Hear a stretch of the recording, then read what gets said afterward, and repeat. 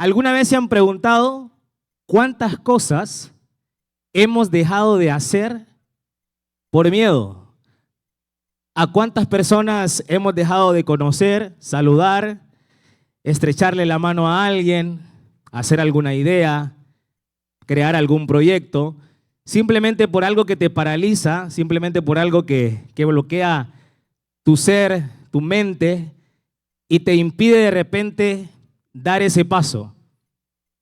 Durante parte de mi niñez y mi adolescencia estuve bloqueado por eso, por un miedo que estaba dentro de mí y que me impedía decirle al mundo las cosas que verdaderamente me apasionaban.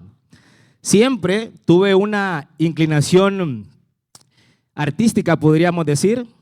Me gustaba la música, los escenarios, los shows, los conciertos. Pero era muy loco hace más de 15 años atrás o posiblemente 20 años atrás decirle a mis papás o a mis amigos que yo me quería dedicar a algo que tuviera que ver con eso. Sin embargo, no sabía cuál era la ruta que debía de tomar, cuál era la decisión que debía tomar para empezar el camino que tuviera que ver con esas cosas que me apasionaban. Pero obvio, siendo un niño, siendo un adolescente, es muy difícil ponerle cara a esas decisiones, ¿no? A algo que tuviera que ver con el mundo del espectáculo. Lo primero que apareció fue el baile. Para quienes no saben, yo empecé mi vida artística en los escenarios siendo un bailarín y por ahí empecé a tener las primeras pinceladas de lo que iba a ser mi vida a partir de mi adolescencia para adelante. Casualmente mi historia empieza cuando yo tengo aproximadamente entre 19 y 20 años, originario de la colonia Satélite con mucho orgullo. Me monto a un bus de ruta que tenía que llegar, o sea, desde la colonia Satélite exactamente, hacia el centro de la ciudad, y en una estación de radio suena un anuncio que dice que están buscando locutores o animadores, como los querrás llamar. En ese momento se me prendió mi foco y dije, yo creo que es algo así, más o menos lo que yo quiero hacer.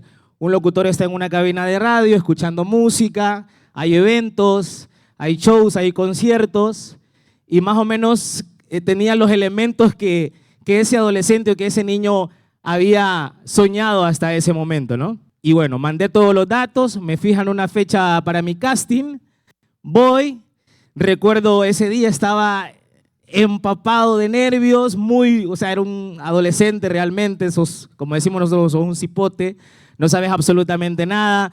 Me temblaba todo, me temblaban las piernas, la lengua, no sabía qué decir, estaba muy nervioso, pero tenía mucha ilusión, ¿no? De ir, de poder hacer mi casting, y tenía pues la idea o la ilusión de que después de hacer ese casting, pues pudiera yo ser ya un locutor, ¿no? Pensé que así era de fácil.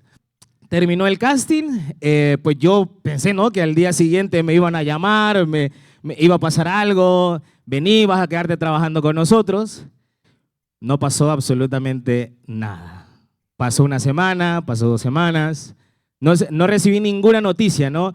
Claro, después con los días comprendí de que, bueno, que me iban a estar contratando si no sabía absolutamente nada del mundo de las comunicaciones, no había estudiado, no sabía absolutamente nada, o sea, estaba en cero. Pero bueno, eso fue como darme cuenta en el lugar donde estaba, ¿no? Fue también como bajar las ideas a piso, a tierra y tener como un punto de partida. Fui a cuanto casting se me presentó. A cualquier casting que yo miraba que tuviera que ver con radio, televisión, yo iba. Pasaron aproximadamente como 8 o 10 castings, no recuerdo las veces en el transcurso de un año, hasta que el director de la radio en ese momento me dice, al último casting que fui, Carlos, mira, hemos visto tus ganas para venir a hacer casting acá, te quieres convertir en un locutor. Honestamente, que andamos buscando una persona con experiencia, un locutor ya profesional, alguien ya que haya recorrido el mundo de las comunicaciones. Vos no tenés experiencia, pero tenés ganas, tenés actitud, o sea, se nota que querés aprender.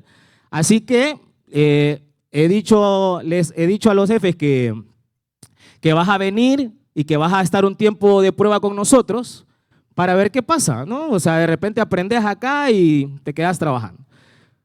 Pasé como 4, 5, 6 meses yendo a la radio voluntariamente a Honoren, sin que me pagaran un tan solo centavo, de lunes a domingo, de 6 de la mañana a 6 de la tarde, haciendo absolutamente todo lo que se me solicitara para poder ganarme, ¿no?, ese puesto en la radio. Hacía mandados, hacía coberturas, tenía unas pequeñas o leves intervenciones. Yo me estaba básicamente entregando al 100%, iba muy entusiasmado, estaba como en una etapa donde yo estaba muy cerquita de cumplir mi sueño, lo sentía muy cerca, sabía que cada día que iba era una gran oportunidad para demostrarle a mis compañeros, a los jefes, que yo tenía de repente algo para quedarme trabajando ahí, aparte que necesitaba el trabajo también.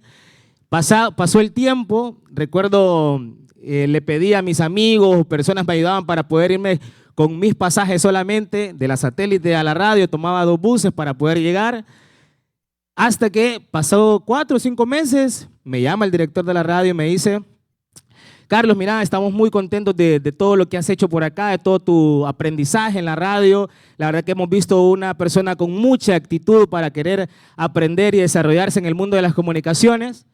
Sin embargo, los jefes dicen que necesitan a una persona con experiencia y lastimosamente vos no tenés esta experiencia. Después de varios meses me dice: no aplicas, no te quedas trabajando con nosotros. Ese día mi mundo se destruyó, me caía en pedazos, y para que vean lo ilusionado que estaba, recuerdo que yo ya escribía en mi cuenta de Twitter: todo por ser locutor. Había creado yo un hashtag que decía todo por ser locutor, buscando en la web técnicas de locución para mi audición, con un lápiz en la boca practicando mi locución. Estaba muy ilusionado, la verdad, muy, muy ilusionado.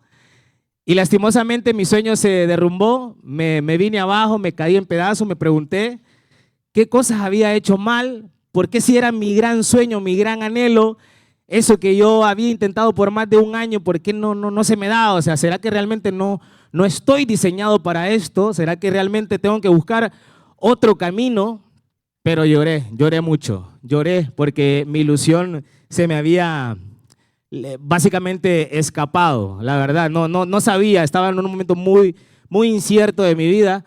Pasó quizás 1 mes o 2 meses más, hasta que nuevamente el director de la radio me llama y me dice: fíjate que pasó algo, uno de los locutores se va a ir de vacaciones y ocupo a alguien que lo cubra, y vos, como ya sabes más o menos acá a operar la cabina de la radio y haces tus pequeñas intervenciones, creo que nos puedes ayudar a cubrir estas vacaciones. Y de repente haces un último intento de demostrarle aquí a los jefes que tenés algo, que tenés talento, o hay algo que podemos sacar de vos. No sé si lo querés intentar. Pues con mi sueño obviamente intacto en mi interior, le digo: claro que sí, vamos a darle de nuevo, intentémoslo. ¿Qué más tengo que perder? No tengo nada que perder realmente.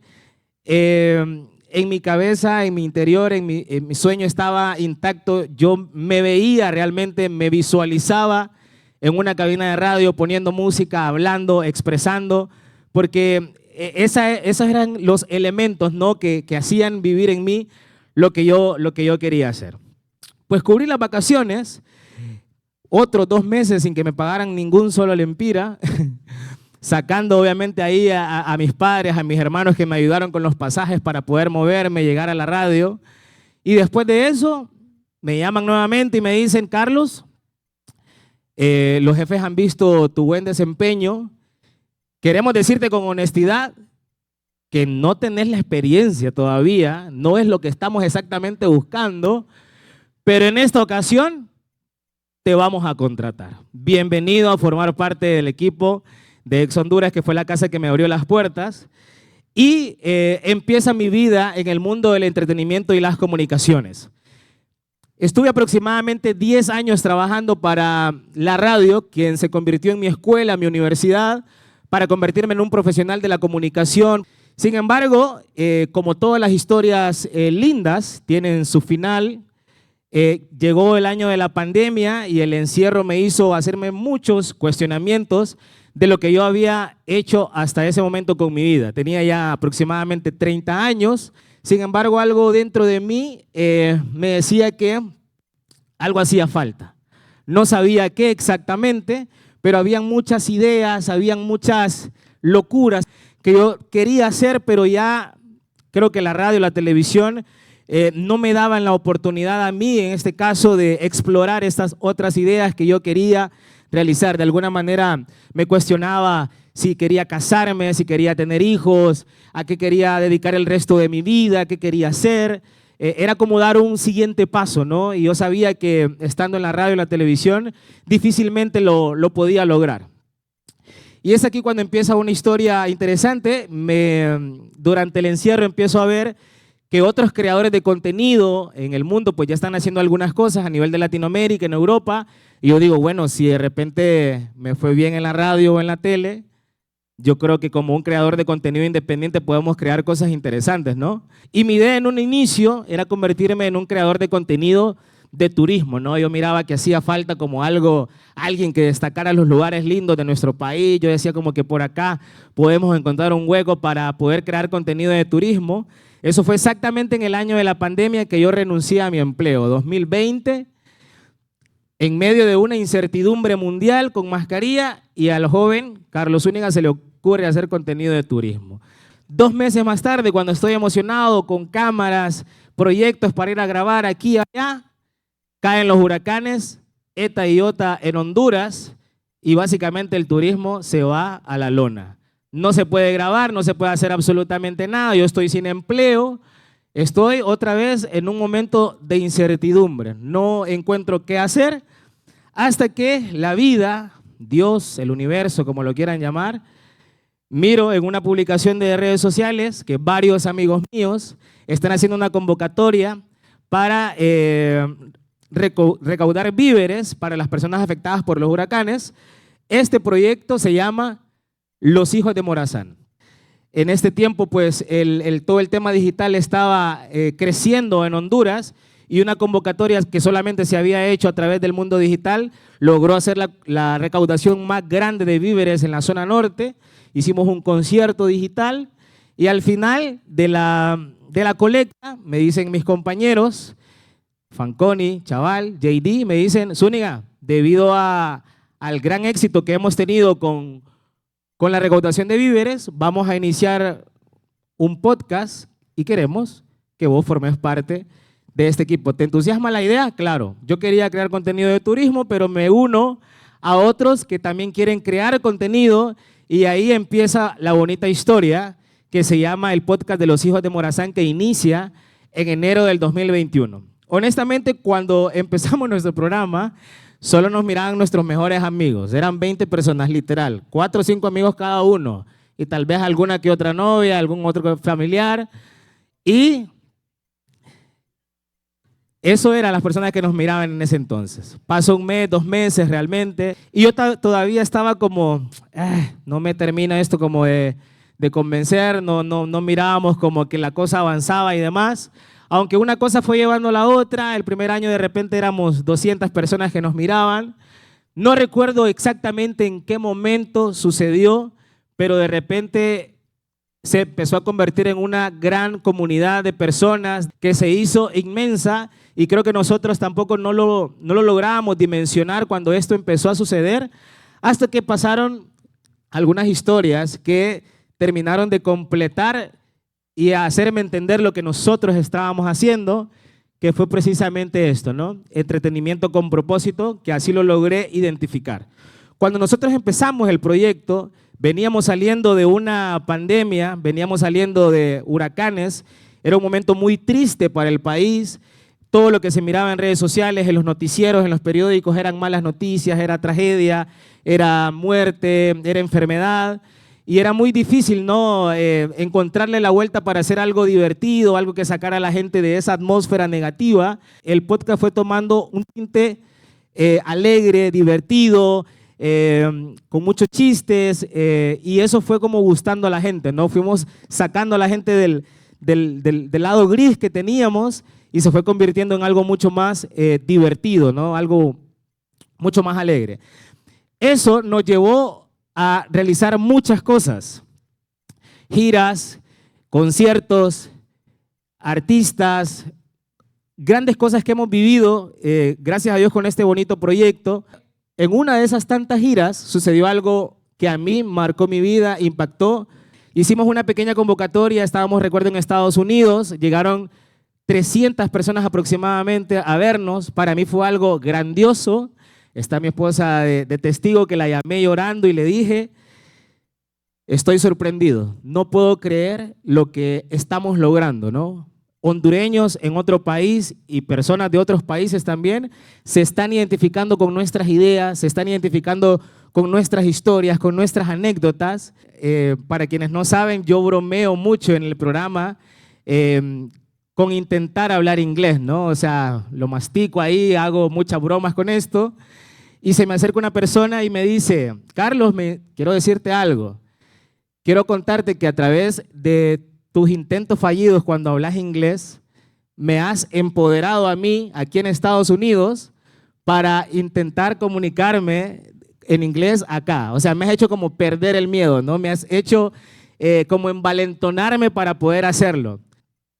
Y me hizo entender que lo que hacíamos iba más allá de las bromas, ¿no? Iba más allá de los chistes. Siempre durante nuestras emisiones de nuestra programación, pues ya teníamos muchas personas que nos escribían, que nos saludaban, hasta que una historia también tocó la puerta y veíamos a una persona que nos estaba saludando desde un hospital.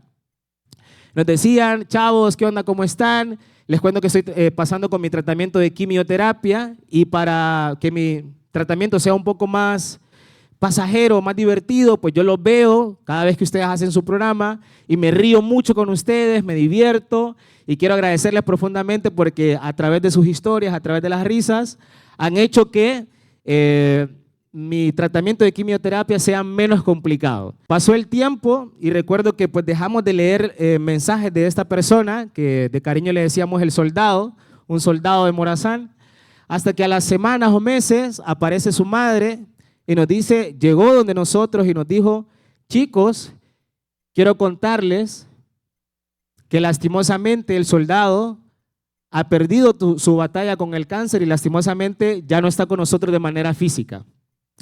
Pero quiero agradecerles infinitamente, profundamente, todo lo que ustedes han hecho a través de su programa con la vida de mi hijo. Que durante sus últimos días, sus últimas semanas, su vida fue mucho más amena, mucho más divertida, fue mucho más pasajera sus tratamientos de quimioterapia, y esto es gracias a ustedes.